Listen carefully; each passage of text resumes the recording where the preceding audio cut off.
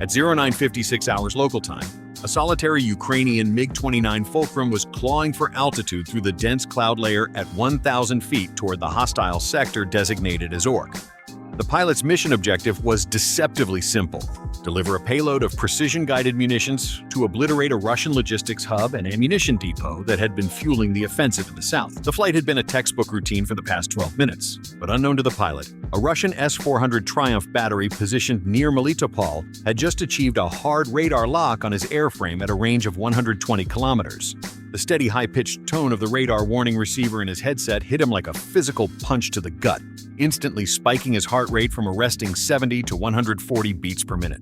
The Russian operators hadn't just detected him, they had already launched.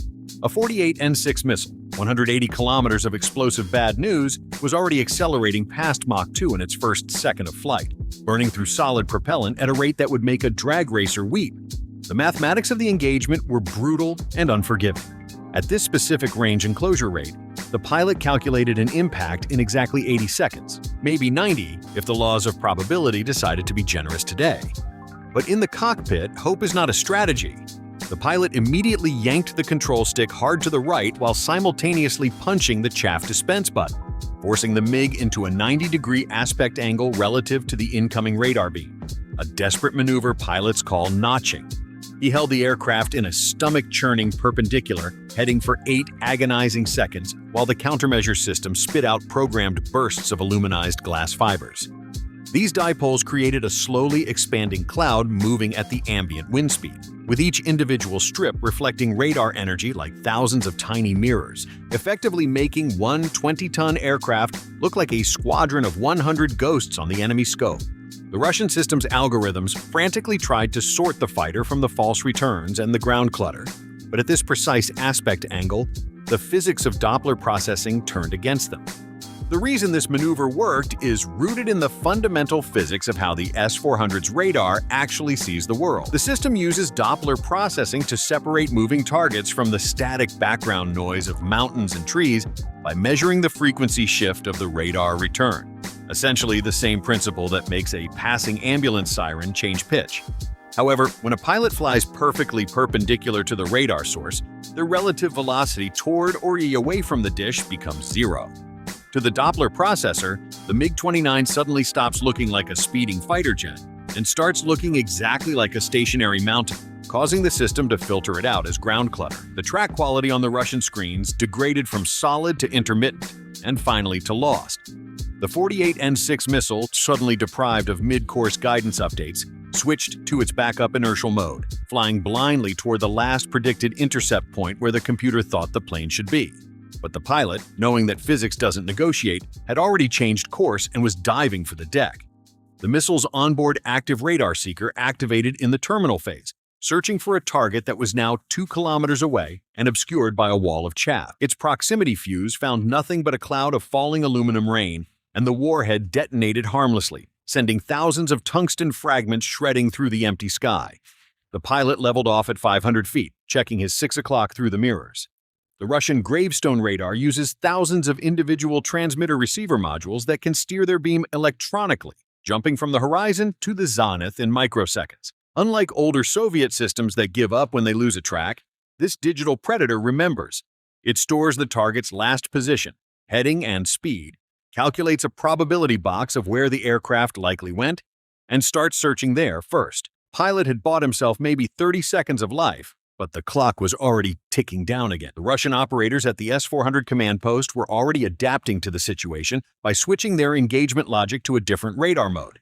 And that is when they activated bistatic mode, turning the pilot's clever escape into a mathematical trap. In bistatic mode, the radar system effectively splits itself in two. The massive transmitter stays at the original site near Melitopol, blasting out energy, but a passive receiver sits 40 kilometers away at a completely different angle. Think of it like a dark room. Normally, a radar is like holding a flashlight where the bulb and your eyes are in the same place. If the target hides behind a mirror or angles away, you see nothing. Bistatic mode puts the flashlight in one corner while a second observer watches from across the room. Suddenly, you can see shadows, deflections, and reflections that were mathematically invisible before. The MiG's radar warning receiver only detected the main transmitter's signal hitting his airframe, giving the pilot no indication that a silent receiver 40 kilometers away was catching his radar reflection like a mirror catching sunlight around a corner. The geometry meant that even at 500 feet below the primary radar's horizon, the signal bounced off the aircraft's fuselage and traveled to the offset receiver from a completely different vector. The return signal was weak and intermittent, but it was enough to build a fire control solution. They had him again. This time, however, they didn't launch immediately. They had something much more sinister in mind. At 10:03 hours, a Buk M3 medium-range missile system received the data link it had been waiting for. The crew had been positioned to cover this exact geographic choke point, a slight rise overlooking a valley that the MiG would have to transit in exactly 90 seconds to reach its target. The S-400 had effectively acted as a spotter, handing off the target to the hidden killer. The automated systems on the Buk M3 took over with cold mechanical precision. The 9S-36M engagement radar went from cold standby to fully radiating in 3 seconds, its phased array antenna already physically slewed to the exact bearing where the MiG would appear. This wasn't random hunting. This was a calculated execution. The Central Battle Management computers had calculated not just where the target was, but where it would be, accounting for terrain masking, the MiG's fuel consumption profile, and even pilot psychology. Ukrainian pilots historically followed the same valley through this sector because it offered the best terrain masking against long-range threats. But today, that predictability was about to become a death sentence. The pilot's radar warning receiver exploded with a new urgent cadence. Buk acquisition tone, signal strength maximum, track mode achieved. He had been ambushed, and at this range, the engagement envelope gave him maybe 4 seconds before missile launch. The geometry was perfect for the Russians and catastrophic for the Ukrainian. He was trapped in a narrow valley with ridge lines on both sides. He couldn't dive because he would hit the ground. He couldn't climb without exposing himself to every surface-to-air missile within 50 kilometers. The Buk had him in a tactical box where every available option led to a smoking hole in the ground. 2 9M317M missiles erupted from their launch tubes, accelerating so violently they broke the sound barrier before they even cleared the surrounding tree line. Each missile weighed 690 kilograms and was capable of pulling 35 Gs in the terminal phase, turns that no human pilot could hope to outrun. The pilot watched the smoke trails climb on his missile warning system, his brain frantically calculating the intercept geometry. At current speed and altitude, impact would occur in 31 seconds. What made the Buk M3 truly terrifying in this scenario was its guidance philosophy. Unlike older systems where you could break the radar lock and the missile would go stupid, these modern interceptors used command guidance until the final seconds. The ground radar fed them constant course corrections via data link. Breaking the lock momentarily meant nothing. The missiles would just fly on inertial navigation until the data stream reconnected. The pilot had one option that might work, and it was going to hurt. He pulled the control stick deep into his stomach while ramming the throttles past the detent into full afterburner, trading all his carefully hoarded kinetic energy for altitude. The MiG rocketed upward in a maximum performance climb, the G-meter pegging at 7.5. At this load factor, the aircraft effectively weighed 7.5 times its normal mass.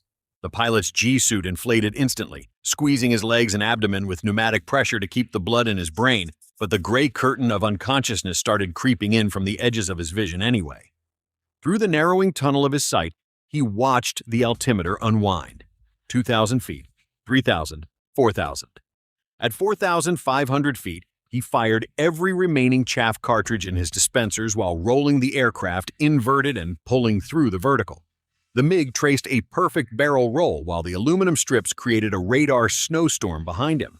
The first missile tried to follow the radical maneuver, but its control surfaces couldn't match the instantaneous roll rate of the fighter. It passed 100 meters below the canopy, close enough that the pilot could visually see its control fins working to correct the error. But the second missile was smarter. Its guidance computer had predicted where the MiG would be at the bottom of the roll and adjusted its trajectory to intercept.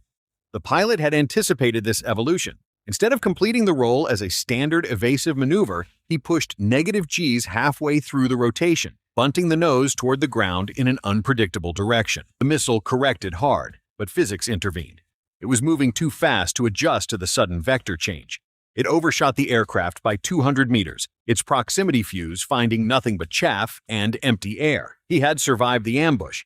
But the maneuver had cost him dearly. Fuel consumption during the max afterburner climb had burned 300 kilograms in just 40 seconds. His airspeed had dropped to 180 knots, barely above stall speed with the heavy weapons load still attached to his wings. And the Buk crew wasn't done. They were already reloading.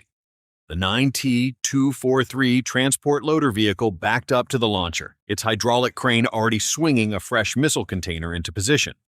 The Russian crew had drilled this evolution hundreds of times. It was muscle memory and mechanical precision. The commander knew the pilot would still be in range, still be slow from his defensive maneuvering, and still be vulnerable. He watched the automated loading sequence while tracking the slow-moving MiG on his engagement screen.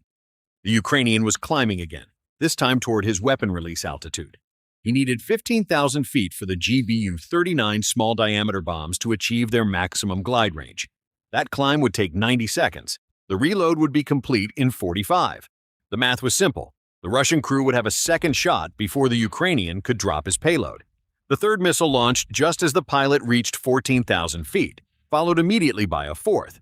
But in their haste, the Russian crew had made a critical tactical error. They had fired both missiles simultaneously instead of staggering them. It seems like a small mistake to the uninitiated, but in air combat, small mistakes determine who goes home to their family and who becomes a smear on the landscape. By firing both missiles at the exact same moment, they created a single defensive problem for the pilot instead of two sequential ones. The missiles would arrive at the same millisecond, meaning one evasive maneuver could defeat both. The pilot held his course for 12 agonizing seconds, staring down the barrel of the approaching threat while letting his weapon's GPS receivers acquire satellite lock and download the target area weather data. The GBU-39s needed this initialization for their inertial navigation systems. Without it, they would be nothing more than expensive dumb bombs. At 14 seconds to impact, with the missiles closing at 4 times the speed of sound, he pickled both weapons. The GBU-39 separated cleanly from the pylons, their diamond-shaped wings deploying as the pilot immediately rolled inverted and pulled toward the Earth. 7 Gs crushed him down into the ejection seat as the missiles tried to follow the plummeting heat signature. But physics is absolute. A missile traveling at Mach 4 needs almost 2 kilometers of airspace to make a 180-degree turn. It is like a freight train trying to follow a motorcycle that just made a U-turn on a dime. The MiG could flip directions in 200 meters, while the missiles, carrying all that hypersonic momentum, carved enormous, sluggish arcs through the sky trying to come back around. Both 9M, 317M interceptors overshot, their proximity fuses triggering on empty air as they sailed past the point where the MiG had been just 3 seconds ago. The pilot leveled off at 8,000 feet, his eyes scanning the instruments. Fuel was critical at 1,850 kilograms. The extreme maneuvering had burned through his reserves faster than anticipated. He had just enough kerosene to reach Ukrainian airspace if he flew straight and level, if he didn't light the afterburners again, and if nobody else engaged him. That is exactly when his threat receiver picked up something new, something that made the previous surface-to-air threats look manageable. A search radar from a Sukhoi Su-35S Flanker E appeared on the scope, bearing 240, range 85 kilometers, and closing fast. The fighter had been vectored by the same integrated air defense network that had guided the Buk. This wasn't a random interception. This was coordinated hunting, and he was the prey. The Su-35 pilot saw the MiG on his Irbis E radar as a bright, struggling dot crawling across his display at a pathetic speed of 280 knots, barely moving in the world of supersonic warfare. The Russian pilot pushed his throttles forward, accelerating through 500 knots. At this closure rate, he would be in optimal missile range in 3 minutes. The Ukrainian pilot had survived the S-400 and defeated the Buk, but those victories had cost him everything. He had no speed, minimal fuel, and no more tricks up his sleeve. The Su-35 barreling towards him was everything the MiG-29 wasn't: modern, powerful, and designed specifically to dominate the beyond visual range arena. The aircraft's radar could track 30 targets simultaneously while engaging 8, and right now, all that processing power was focused on just one depleted Ukrainian jet. The Ukrainian fighter appeared on the Russian screen in perfect detail. Altitude 8,000 feet and decreasing. Speed now down to 270 knots, heading 247 degrees toward home. At 60 kilometers, the Su-35 achieved a hard lock with an R-77 active radar-guided missile. The weapon had a theoretical range of 110 kilometers, but at that distance, the probability of intercept dropped below 50%. The Russian pilot decided to close the distance to ensure the kill. The Su-35 pilot, now critical on fuel, was forced to break off the engagement, leaving the battered Ukrainian MiG to run the gauntlet toward home just as the GBU-39s entered their terminal phase. At 10:14 hours, skimming the farmland at 50 feet, the MiG flew directly into the kill zone of a ZSU-23 Shilka that had been silently tracking its approach. The radar-guided anti-aircraft gun opened fire, unleashing a stream of 23mm high-explosive incendiary rounds at a rate of 3,400 rounds per minute, forcing the pilot to roll inverted and pull negative Gs so close to the ground that the Shilka's radar struggled to distinguish the aircraft from the earth. 3 rounds still punched through the vertical stabilizer and severed the primary hydraulic line. But as the MiG limped across friendly lines with 0 hydraulic pressure and 30 kilograms of fuel remaining, the bombs finally reached their target at the Orakov depot. The first weapon's penetrator cap punched through 3 feet of reinforced concrete before its 16 kilograms of AFX-757 explosive detonated, triggering a massive secondary chain reaction within the stored 152mm shells that vaporized 500 tons of ammunition in 0.1 seconds.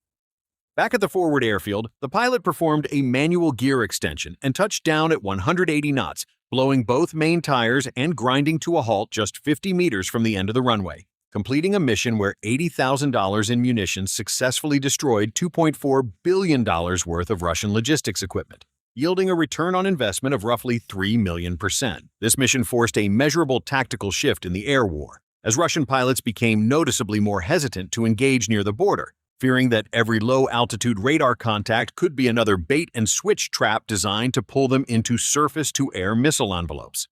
Meanwhile, Ukrainian intelligence noted that the S-400 operators began radiating for significantly shorter intervals, terrified of the anti-radiation missiles that often follow these precise strike packages. In the grim calculus of attrition warfare, the survival of this specific pilot meant that the hard-won physics lessons of defeating modern Russian air defenses could be passed on to the next generation of aviators, making the entire Russian air defense network slightly less effective with every passing day.